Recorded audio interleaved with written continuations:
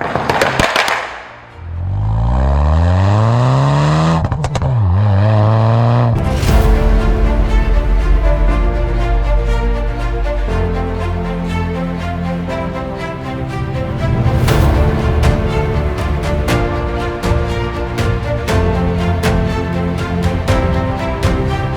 global auto industry is undergoing one of the biggest strategic shifts in its history. Supply chains that once stretched smoothly across continents are now tangled by geopolitics, tariffs, and national industrial policies. Automakers everywhere are being forced to rethink old dependencies, and Hyundai Motor Company is no exception. Facing rising uncertainty in the United States, its most profitable overseas market, Hyundai is now accelerating a dual-track strategy, defending its U.S. position through local manufacturing while aggressively expanding in Asia, especially India and China. In doing so, the company aims to reduce risk, tap into faster-growing markets, and build a more balanced global portfolio for the coming decade.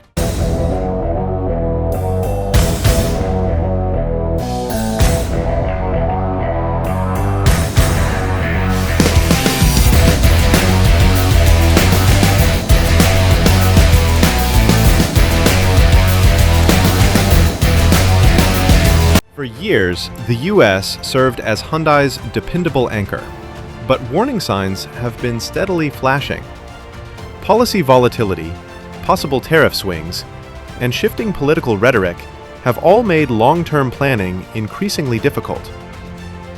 Industry experts like Lee Hong-koo of the Korea Automotive Technology Institute have pointed out that this uncertainty is forcing Hyundai to diversify, suggesting that the company can no longer afford to let American demand dictate its global trajectory. Meanwhile, the global China Plus One movement, which encourages companies to expand beyond China to avoid supply chain concentration, has been reshaping investment patterns across industries. India has emerged as one of the biggest winners from this trend, and Hyundai sees it as the centerpiece of its next chapter.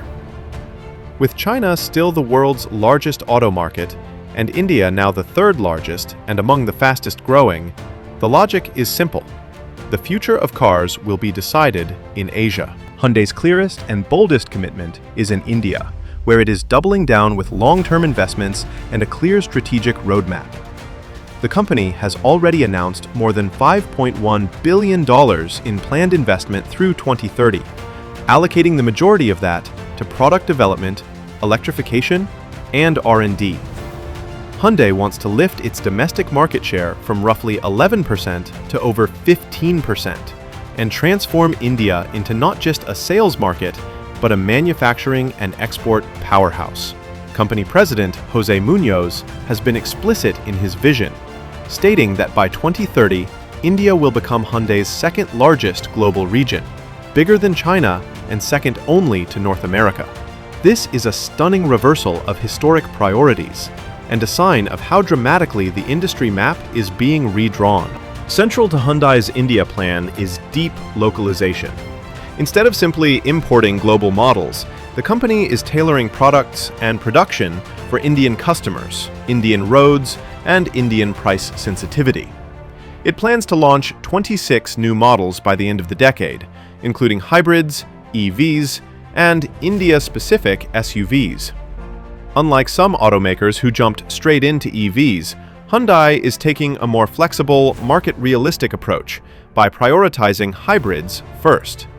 8 hybrid SUVs and 5 EVs are expected by 2030, a signal that the company wants to grow electrification without ignoring current consumer economics. Hyundai's luxury brand, Genesis, is also slated to enter India by 2027 with local assembly, and a compact, locally designed electric SUV is in development for the Indian middle market. Even the supply chain is being localized, with prismatic LFP battery assembly set to begin domestically. And to cap it off, Hyundai has appointed its first ever Indian CEO for the market starting in 2026, sending a cultural and managerial message that India is no longer a satellite market. It is now a strategic core. While India represents growth and momentum, China represents challenge and recovery. Once a rising foreign player in China, Hyundai saw its fortunes crumble after 2017 due to the THAAD geopolitical fallout and crushing competition from local EV makers. Today, its market share is barely a fraction of what it once was. But instead of retreating, Hyundai is attempting a surgical reset. It is focusing on making China-only EV products with China-specific design language, China-built batteries, and China-tuned pricing. Its new electric SUV, the Alexio, equipped with BYD LFP batteries and priced for the mass market, is an early example of this recalibrated strategy. By 2027, Hyundai plans to introduce 6 China-exclusive EVs in an effort to rebuild relevance in a market that cares less about global reputation and more about local resonance. Success in China is no longer about scale. It is about credibility.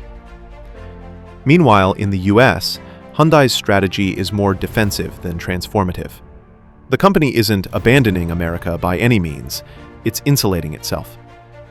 With the Biden administration's Inflation Reduction Act prioritizing local manufacturing, Hyundai has moved swiftly to eliminate tariff risk and qualify for incentives by making EVs, batteries, and even steel directly in the United States.